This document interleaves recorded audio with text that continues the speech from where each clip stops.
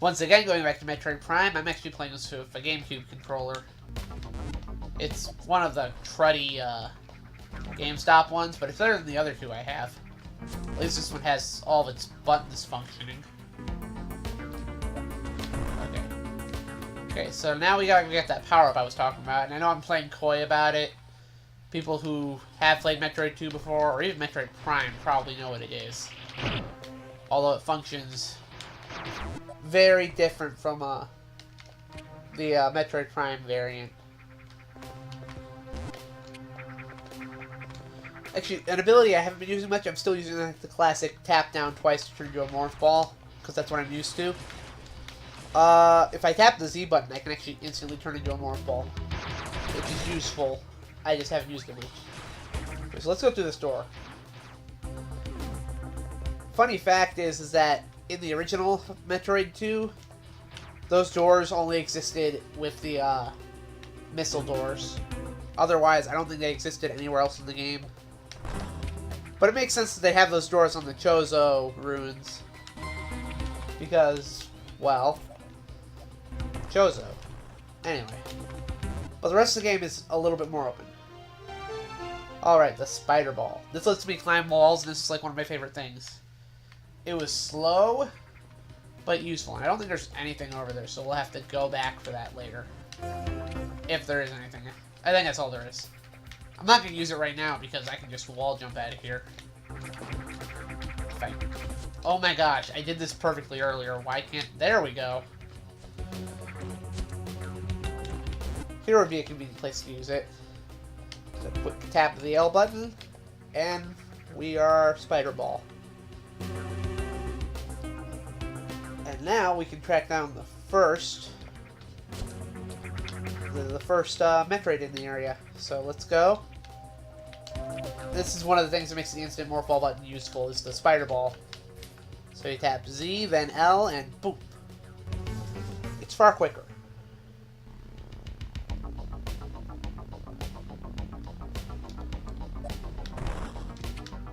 Okay, let's go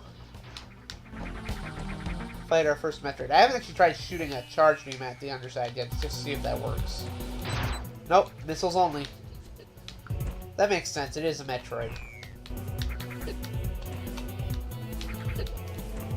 Come on. Why am I messing this up?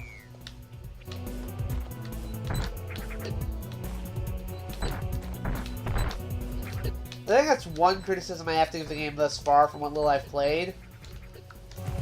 Because I know I'm going to have to fight several of these Alpha Metroids before the game's over.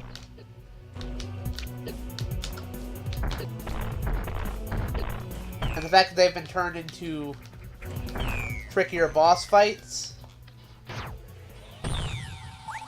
is going to make things a little... It's going to make it a little bit of a slog to have to fight so many of them. Alright, next thing. Because I gotta crawl up this way for a little bit.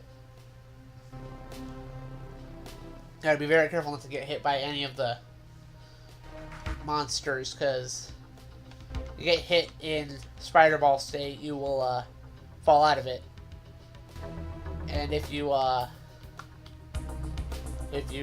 use bombs and you're caught in one of the bomb blasts, you'll also be knocked out of Spider Ball state. So you gotta be careful.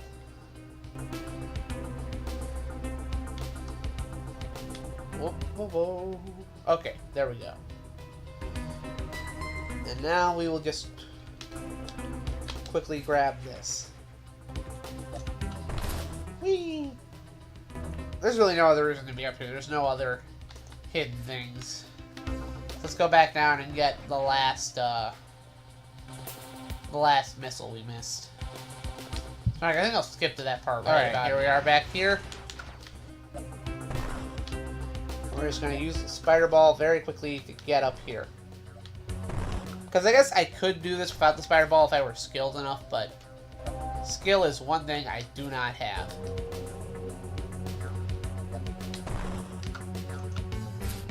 Alright, and here we go. And now let's get out of here.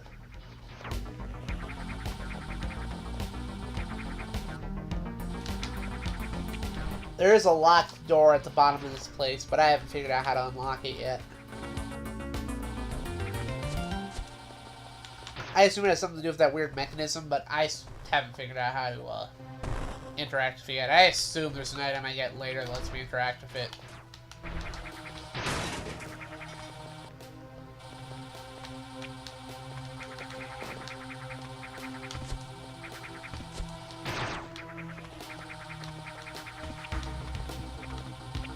Again, I like the Golden Runes update, and I like how they look like the Chozo runes in Zero Mission. It makes sense. It gives a nice sense of continuity between the games. I really hope that whatever Metroid Prime 4 does, it expands on the lore a little bit. Because Metroid Fusion ends on a bit of a weird note where Samus may actually have turned the Federation against her, which is the organization she's been working against since the beginning. And now that we're out of the relative safety of the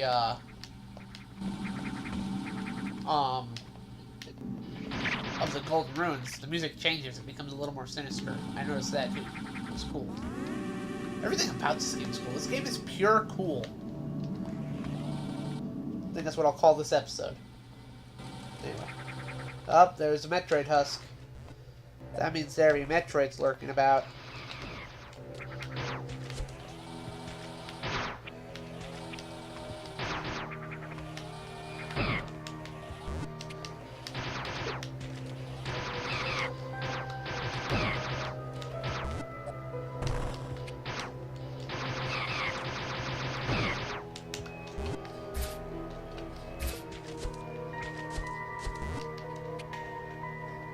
I like just how intuitive the control scheme is here.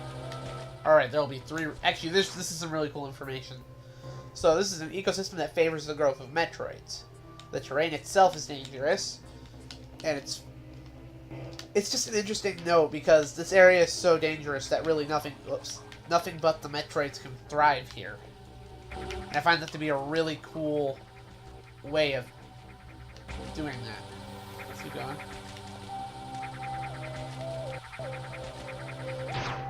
Is the game skipping? I hope it's not. Alright, here we go. This is gonna be a little trickier because I have to avoid the floor. The floor is lava! Except it's not, but whatever.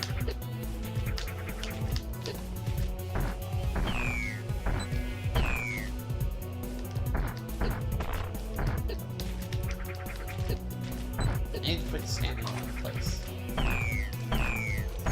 Alright, there we go.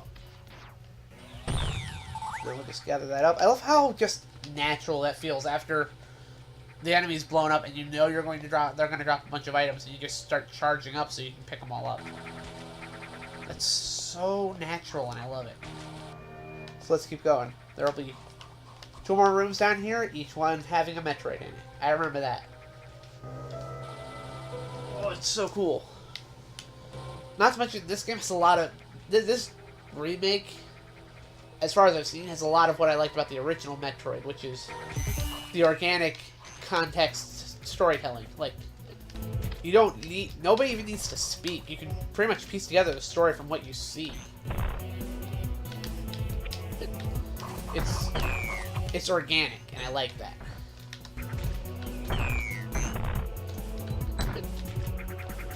Like, you didn't need to read that textbook to figure out this place is dangerous.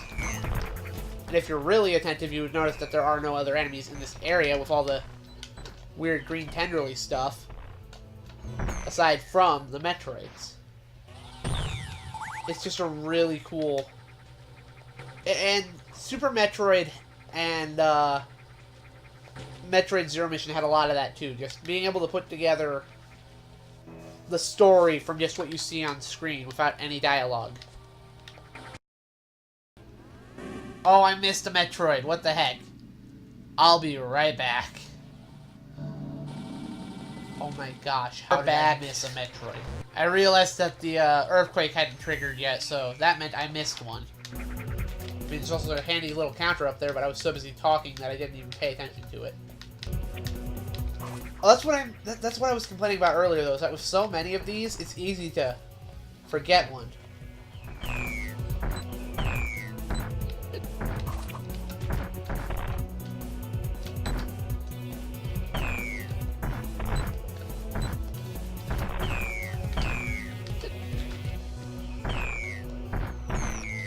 Alright, that went way better than the other two boss fights, I think. So I guess that kind of pays back for it. Let's keep going. There goes the earthquake.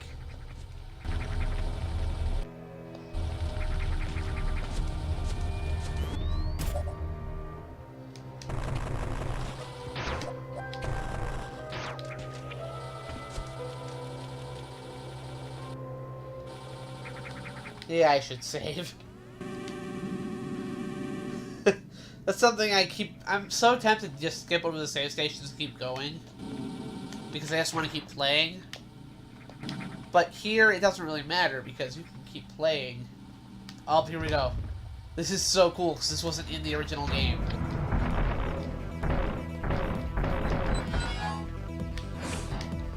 And it perfectly teaches you all the different ways that Samus can move.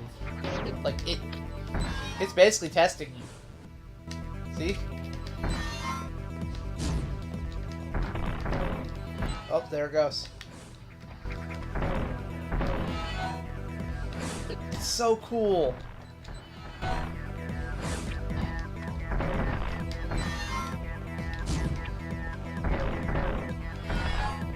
What is that one? Okay, that's that. I need to jump for that. Jump. Jump.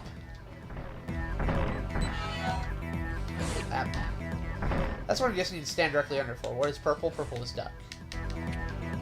Purple is stuck. Duck.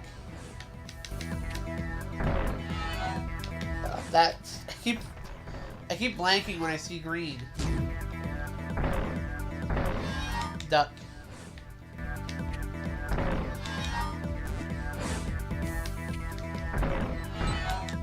That one is just standing in the middle. That's when it's really hard to even maneuver.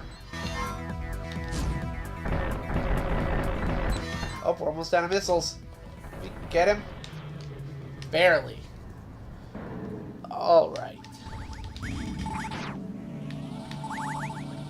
And now to skip on over here and very quickly collect the power-up over there. Because that left a hole in the wall, and that immediately tells me that there's stuff up there I should explore.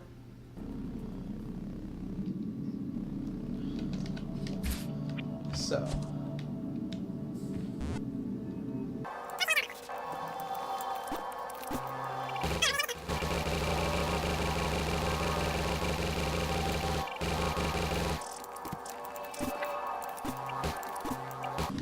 Now we'll pick up this. Now we can't go that way till we get the power bomb, I think. I think that's what yellow is. Yeah, yellow is power bomb, and green is super missiles, which I don't know if we'll actually have super missiles in this game.